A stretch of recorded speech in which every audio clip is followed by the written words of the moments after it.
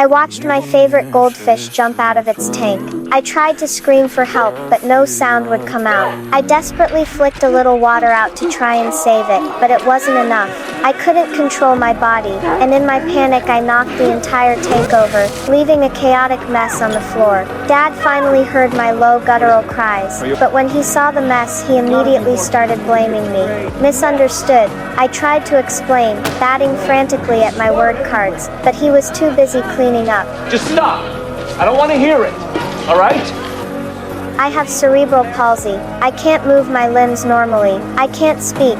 My word cards are my only way to communicate. I had always been sent to a school for disabled children, but I yearned to attend a mainstream school. When Dad lifted me into my wheelchair, I resisted going to class, even staging a hunger strike. Dad began to waver, but Mom was firmly against it. And when she comes home crying because they shove her in the back and no one pays any attention to her except the bullies, you clean it up.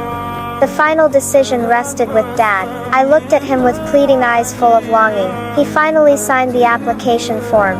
I got my wish and started in the 6th grade classroom. As expected, the new students stared at me with curious, foreign looks. During a pop quiz, the teacher asked who was the first European to discover America. No one knew the answer, but I did. The problem was that using my word cards would take too much time. So, I pointed to a leaf on the wall.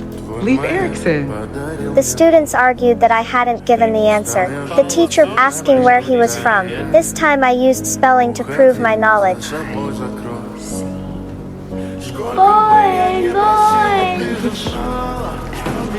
It's so mean.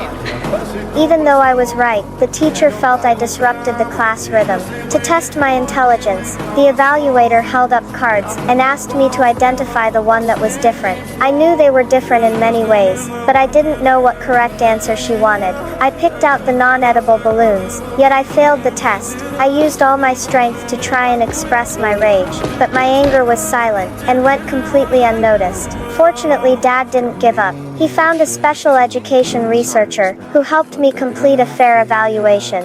I finally received the assistive speech machine. As Dad rushed home in the pouring rain, I played a pre-recorded message for him. Daddy, Ollie jumped out of his tank. It was the first time I had ever spoken. Dad finally understood just how many times my true feelings had been misinterpreted in the past.